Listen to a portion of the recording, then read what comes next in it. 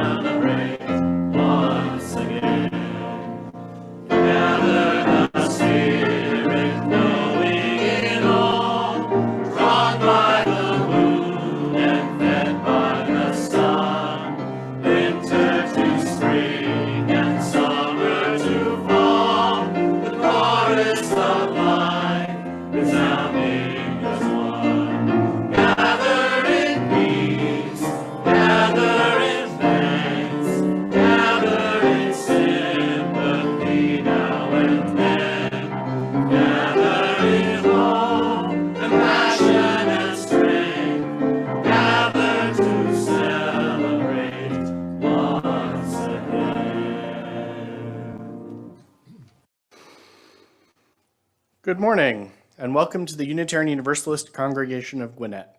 My name is David Morgan, my pronouns are he, they, and it is my great pleasure to lead this worship service today while Reverend Jan is on sabbatical. She will return to the pulpit on March 13th. If you have a chalice at home to light with me in a few minutes, please have it ready. We arrive from many places and many life experiences as we gather to recall our true selves, reflect on the meaning of our lives, and explore questions of ultimacy together. We are people who are new to Unitarian Universalism and people who are lifelong Unitarian Universalists. We are people of many religious beliefs and spiritual practices. We affirm and promote the responsible search for truth and meaning. We are people of many genders, sexualities, ethnicities, origins, ages, shapes, sizes, and expressions of our true selves. We affirm and promote the inherent worth and dignity of all people. We are people of all ages and family structures, and we each bring gifts, talents, and passions that serve to affirm and promote communities with peace, liberty, and justice for all. We are people of covenant who engage with one another in ways that promote and affirm justice, equity, and compassion in human relations. We are people who care deeply for our planet and understand we are inextricably and profoundly connected with the web of all existence.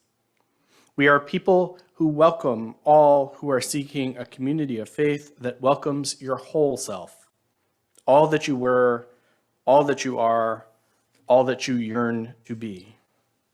And you are just where you should be, in a room full of compassionate, thoughtful Unitarian Universalists, ready to meet you where you are. You are welcome here. You are home. If you're a newcomer this morning, we welcome you and hope you will indeed find your spiritual home here with us. We are becoming a radically welcoming sanctuary in a green space. We foster spiritual growth as we joyfully nurture connections and community within our walls and beyond. If this is your first time here, I encourage you to join us several times to experience the full flavor of this congregation and this faith tradition. Come be curious, courageous, and compassionate with us.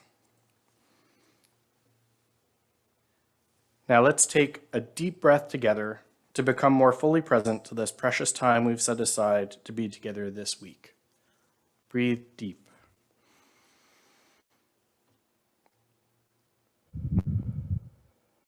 As sound vibrates through us and around us, may we be reminded how deeply and profoundly interconnected we are with one another, all humanity, all beings, all living things, and all the stars in the cosmos.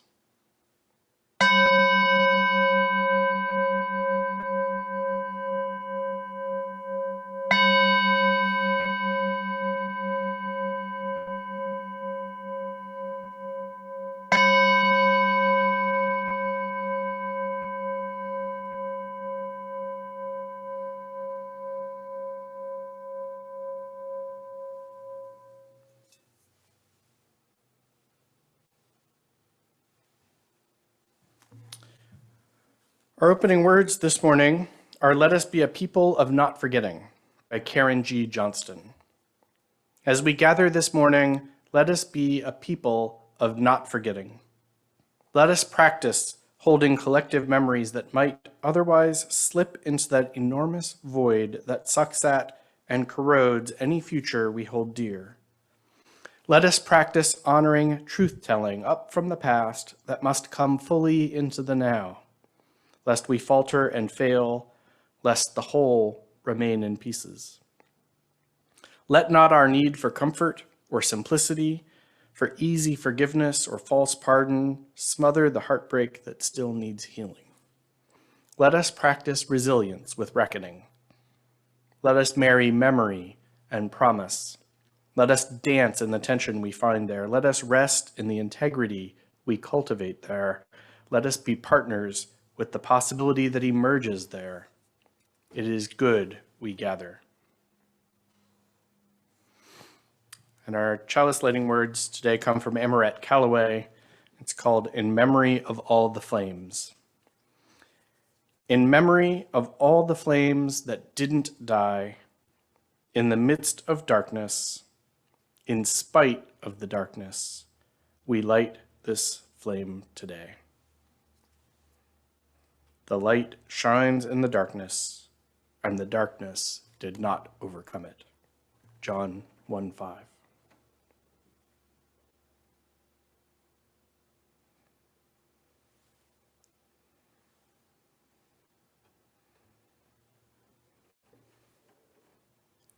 Thank you, Joan. And is there a story up there for Wonderbox Wisdom today? There is, in fact. Yes, we do have a story up here. What is it? One of my favorite poets, one of my favorite poems, "I Too Am America" by Langston Hughes, illustrated by Brian Collier. Thanks. Would you like to read it? I would like to read it. Great.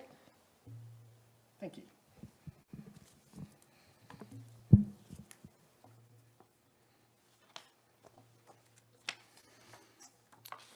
I too sing America. I am the darker brother. They send me to eat in the kitchen when company comes. But I laugh and eat well and grow strong. Tomorrow, I'll be at the table when company comes.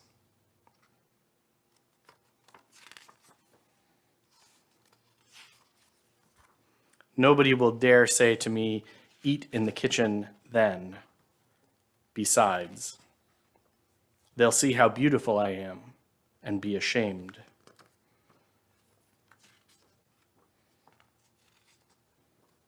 I too am America.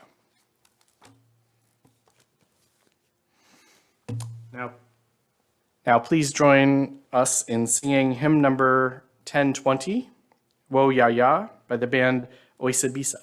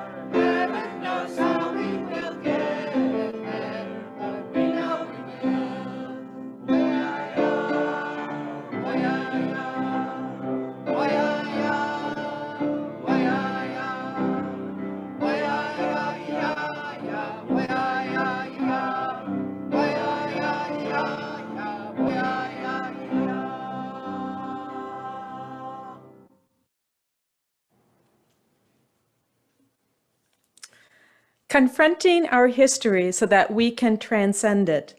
Reflections on the work of the Gwinnett Remembrance Coalition. On April 7th, 1911, a prominent white farmer and businessman in Lawrenceville alerted local law enforcement that his wife had been assaulted in their home and that the assailant had threatened the couple upon leaving. The local sheriff assembled his deputies and a large posse and searched for the subject. They encountered Charles Hale 3 miles outside of Lawrenceville near the Yellow River, apprehended him, and placed him in the Lawrenceville jail. Shortly after midnight on April 8th, a white mob of at least 200 men broke into the jail, seized Mr. Hale, and hung him from a telephone pole near the corner of Perry and Pike Streets, adjoining the grounds of the Gwinnett Historic Courthouse. After Mr. Hale was lynched, his body was riddled with bullets and a sign was hung from his feet reading, "Please do not wake him." Mr. Hale's body was left hanging there until the next day, with thousands of people viewing his corpse and many people posing for photographs beside it. One of those photographs was made into a souvenir postcard, which appears to have been widely circulated. Ultimately, Mr. Hale's body was taken down and buried in a nearby paupers cemetery. In short, Charles Hale was seized, slaughtered, and disposed of with no due process, no dignity, and no mercy. For more than a century, what happened to him was swept under the rug. To add insult to injury, in 1993, Gwinnett County erected a Confederate memorial within yards of the spot where Mr. Hale was lynched. Racial terror lynchings, such as the one that claimed Mr. Hale's life, were one of several techniques that the white power structure in the South and elsewhere used to keep African Americans in a subordinate position long after the end of slavery. Rather than be solely targeted at individuals, these lynchings sought to systematically intimidate entire African American communities to try to keep them submissive. Far from being carried out furtively by masked men in secluded forest clearings, many lynchings were highly organized, ritualized mass spectacles that were acted out in prominent public places by mobs who proudly posed for photographs. The Charles Hale lynching occurred at a time when some white leaders and residents were seeking to drive African Americans out of Gwinnett County through a campaign of terror and intimidation. A similar effort in neighboring Forsyth County succeeded, essentially making Forsyth County a whites-only county until quite recently. The effort to drive African Americans out of Gwinnett County could have succeeded as well, were it not for the determined and courageous resistance of local African American leaders and community members. This included the purchase of a large tract of former plantation land known as the Promised Land for settlement by African Americans by a prominent local African American family, the Livesys, back in 1920. The Gwinnett Remembrance Coalition was formed in December 2019 to memorialize Charles Hale and other African Americans who were lynched in Gwinnett. The GRC is dedicated to the proposition that by confronting our country's original sin of racism, only then can we ever hope to finally transcend this history and its legacy. The GRC is following the footsteps of similar neighboring community remembrance coalitions, including coalitions in Fulton, DeKalb, and Forsyth counties. Like these coalitions, we are working closely with Brian Stevenson's Equal Justice Initiative in Montgomery, Alabama. The GRC's first meeting was held right here at UUCG, and Reverend Jan has been a champion and a tireless supporter of its work from the very start. A number of other UUCG members, including my husband, Steve Babb, Barbara Stanke, Stephanie Wright, and Lisa Keel, among others, have also played active roles in the committee and have made major contributions to its success. Kelsey Glenn organized a March 2020 UUCG trip to EJI's National Peace and Justice Memorial and the Legacy Museum in Montgomery. This past Juneteenth, the GRC held a soil collection ceremony in downtown Lawrenceville, which at long last memorialized Mr. Hale. The event was planned in close collaboration with EJI, with Gwinnett County and the City of Lawrenceville, with the Gwinnett County Gwinnett Historical Restoration and Preservation Board playing a key role, and it was also attended by several relatives of Willie Williams, who was Charlie Hale's widow. On January 15th, 2022, in just 2 months, we plan to hold a ceremony to dedicate a historical marker in Mr. Hale's memory. The historical marker will be provided to us by EJI. The ceremony will begin with a memorial service at the New Jerusalem Baptist Church in downtown Lawrenceville, followed by a procession to the site of the marker, which will be located close to where the soil collection ceremony was held, very near the spot where Mr. Hale was lynched. We are also holding a racial justice essay contest in Gwinnett County, in the Gwinnett County Public High School students, in conjunction with the marker dedication event. And an EJI representative will announce the winners of this contest during the service at New Jerusalem Church. Because this work doesn't just end with a marker, it's a long, continuous work. A bit further down the road, GRC is working with the Gwinnett County Public Library System and Gwinnett County Commissioners in planning a traveling exhibit of the jar of soil from the Charles Hale Soil Collection event. GRC is also planning to hold a series of other events to educate the community about this little-known, dark chapter of our county's history and its continuing legacy, along with other related topics. GRC gladly welcomes any newcomers who would like to become a part of this very important and timely work. Working together, we can continue the hard work of truth-telling and healing and lay the groundwork for the beloved community that John Lewis envisioned. Now please join us in singing hymn number 210, the African American Spiritual, Wade in the Water.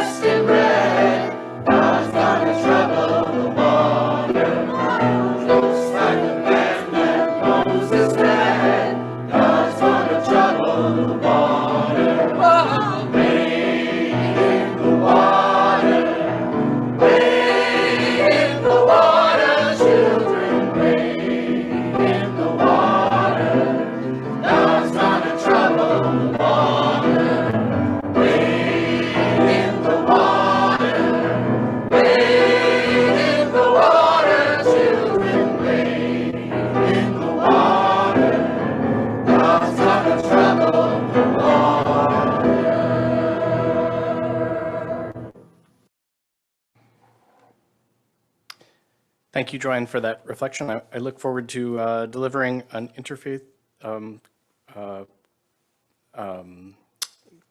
message at the commemoration ceremony in January. When I was a junior in high school, I was very frustrated in my American history class because I was actually interested in history. I wanted this class to help me understand why everything around me seemed so messed up. I was a poor kid in South Florida, and most of my friends were Black and Latina, but we were in a high school with a whole lot of really wealthy kids too. I wanted this history class to help me understand how Reagan had been elected president and why my family was so badly off that I was supporting us with my minimum wage jobs in a grocery store and a drugstore, but then the classmate who I tutored in algebra drove a Ferrari. Instead of explaining such things, my teacher in that class mostly told us stories about his weekends at Homestead Air Force Base serving in the reserves. I got in trouble in that class a lot because I kept reading the textbook and asking questions about its argument when neither the teacher nor any of the other students in that class had any interest whatsoever in talking about history. When we got to the section in the class on the Civil War, instead of discussing slavery or even any of the military battles, we spent our entire class period discussing the Civil War, watching Gone with the Wind in class. I hated that movie. I didn't believe that I was learning anything at all about history from it, and I couldn't really understand how anyone thought that such a lot of romantic drivel about noble white Southerners depicted any sort of true narrative of the history of this country. This close interweaving of the idea of America with the identity of the white people who live in it is one of the key features of American nationalism. For those who cling to this idea, the fear is that admitting the evils of slavery or the continued harms of oppression will make the idea of America and they themselves irredeemable. They would rather find safety in the lie. In his novel, There, the Cheyenne and Arapaho novelist Tommy Orange describes this sort of historical amnesia that the privileged rely on. And here's the quote. This is the thing. If you have the option to not think about or even consider history, whether you learned it right or not, or whether it even deserves consideration, that's how you know you're on board the ship that serves hors d'oeuvres and fluffs your pillows, while others are out at sea, swimming or drowning, or clinging to little inflatable rafts that they have to take turns keeping inflated, people short of breath, who've never even heard of the words hors d'oeuvres or fluff. Then someone from up on the yacht says, "It's too bad those people down there are lazy and not as smart and able as we are up here, we who have built these strong, large, stylish boats ourselves, we who float the seven seas like kings." And then someone else on board says something like, "But your father gave you this yacht, and these are his servants who brought the hors d'oeuvres." At which point that person gets tossed overboard by a group of hired thugs who'd been hired by the father who owned the yacht, hired for the express purpose of removing any and all agitators on the yacht to keep them from making unnecessary waves, or even referencing the father or the yacht itself. Meanwhile, the man thrown overboard begs for his life, and the people on the small inflatable rafts can't get to him soon enough, or they don't even try, and the yacht's speed and weight cause an undertow.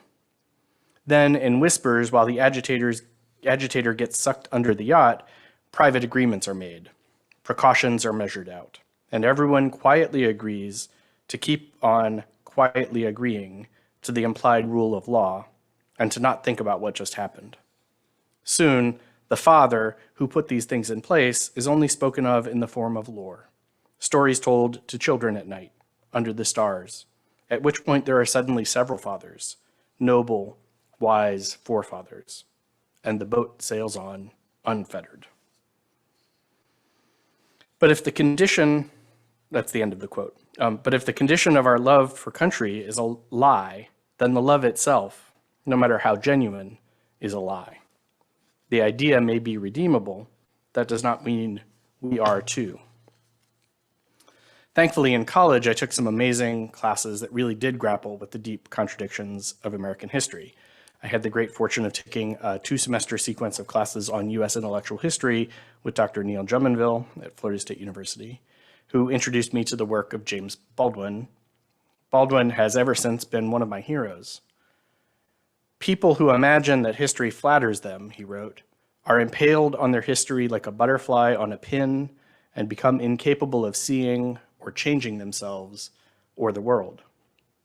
In his powerful short book, The Fire Next Time, Baldwin said that Black people have, quote, "the great advantage of having never believed that collection of myths to which white Americans cling, that their ancestors were all freedom-loving heroes, that they were born in the greatest country the world has ever seen, or that Americans are invincible in battle and wise in peace, that Americans have always dealt honorably with Mexicans and Indians and all other neighbors or inferiors, that American men are the world's most direct and virile, that American women are pure." Race is not a biological reality. It is not a human or a personal reality. Race is a political reality. But because we have been so afraid to examine it carefully and honestly, it has become such a fearful and delicate problem that it compromises and corrupts all of our efforts to build a better world. Baldwin ends The Fire Next Time with a call for all of us to free ourselves from the shackles of a particular national story so that we might create ourselves anew, to have an honest encounter with the past so that we can understand who we are and who we aspire to become. He ends his book with a powerful warning for how destructive it will be if we fail to do so. I could also see that the intransigence and ignorance of the white world might make God's vengeance inevitable, a vengeance that does not really depend on and cannot really be executed by any person or organization, and that cannot be prevented by any police force or army. Historical vengeance, a cosmic vengeance based on the law that we recognize when we say whatever goes up must come down. And here we are, at the center of the arc, trapped in the gaudiest, most valuable, and most improbable water wheel the world has ever seen. Everything now, we must assume, is in our hands.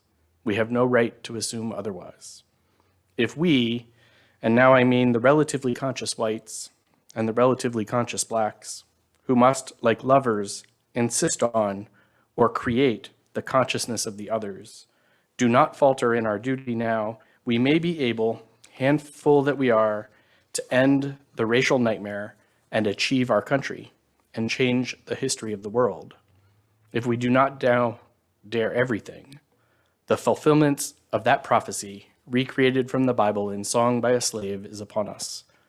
God gave Noah the rainbow sign, no more water, the fire next time.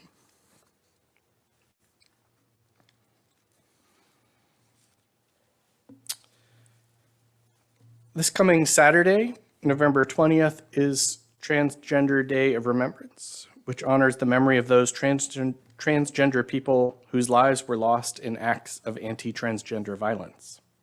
In recognition of that day, I offer this prayer from non-binary, queer, Latinx, Unitarian Universalist minister, Reverend Teresa I. Soto.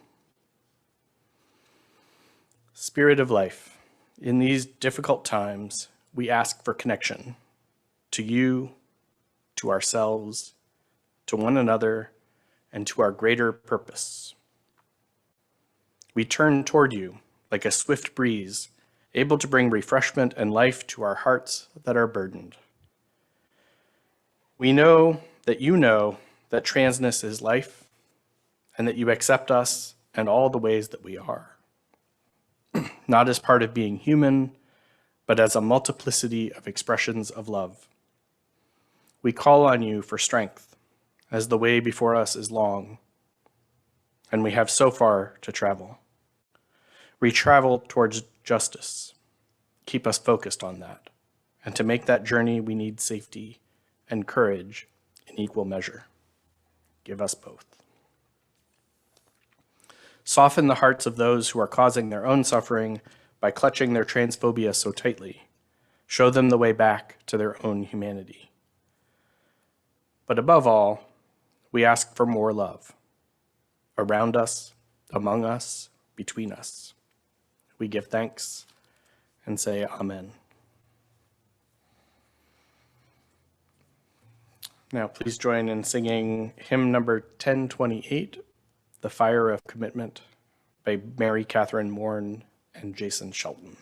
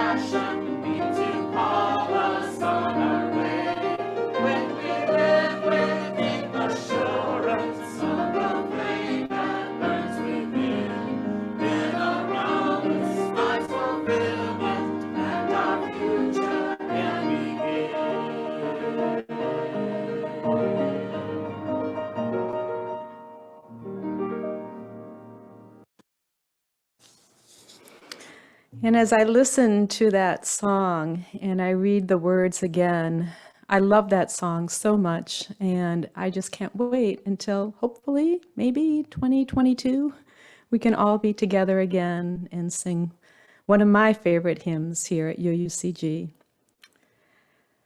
And now is the time for the sharing of our gifts. Our congregation is committed to creating a more compassionate world. To this end, each quarter we split our plate collection with an organization nominated by people in the congregation and selected by our Give Away the Plate committee. Our fourth quarter plate recipient is Lost and Found Youth, a remarkable nonprofit organization that seeks to alleviate homelessness for LGBTQ young adults ages 18 to 25. Lost and Found Youth provides temporary housing, food, clothing, case management, counseling, life skills training, job readiness training, linkages to physical and mental health care, and recreational opportunities.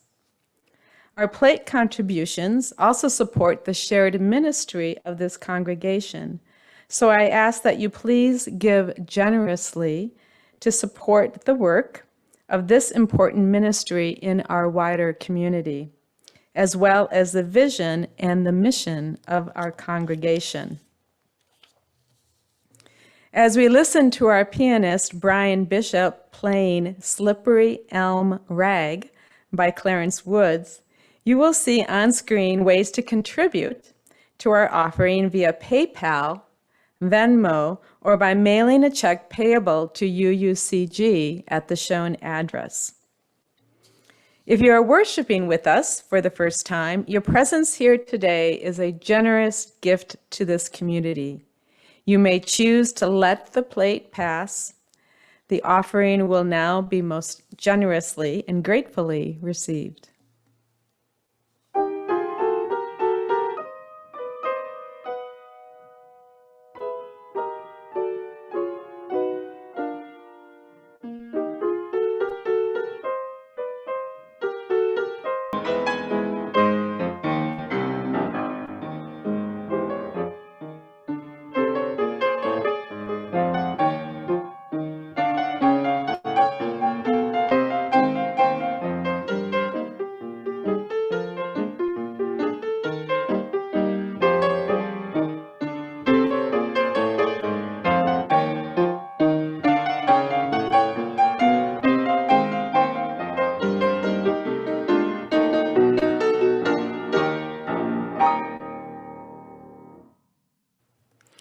May the generous gifts received this week move us towards realizing our vision of a more connected and compassionate world.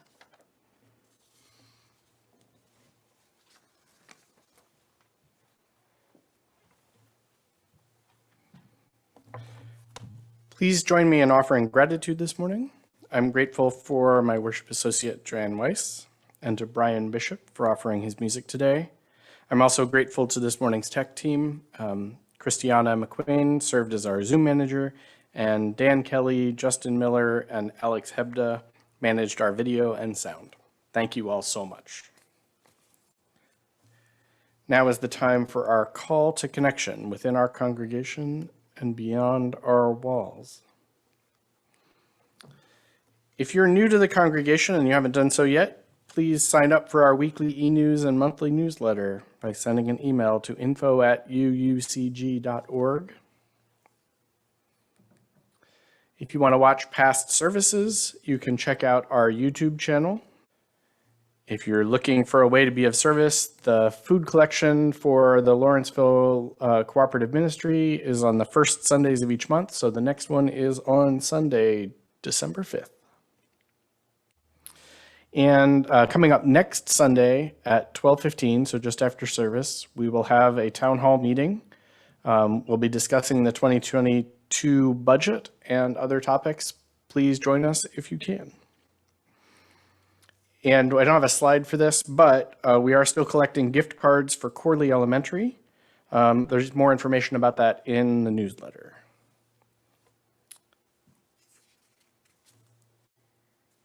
And now please rise in spirit as we say together the words we say as we extinguish our chalice, followed by singing hymn number 95, There Is More Love Somewhere, which is an African American spiritual.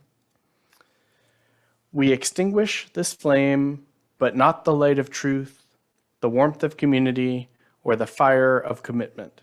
These we carry in our hearts until we are together again.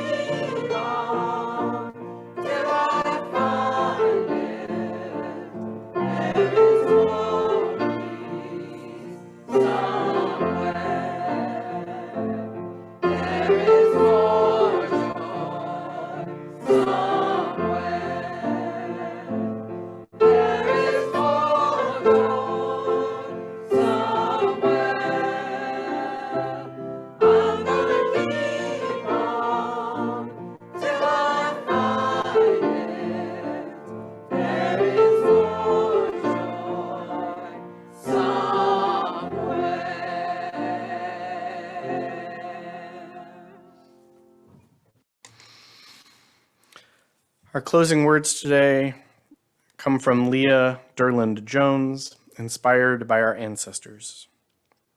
For those who came before us, we offer gratitude and thanks.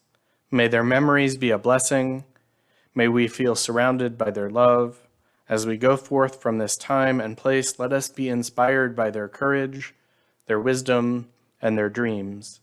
Let us honor them by doing the work of living boldly, loving mightily, and creating heaven on earth. Amen, and blessed be. Our service has ended, and now our service to one another and our wider communities begin. Be well, beloveds. Continue to wear your masks, get vaccinated if you haven't already, and reach out to connect with others.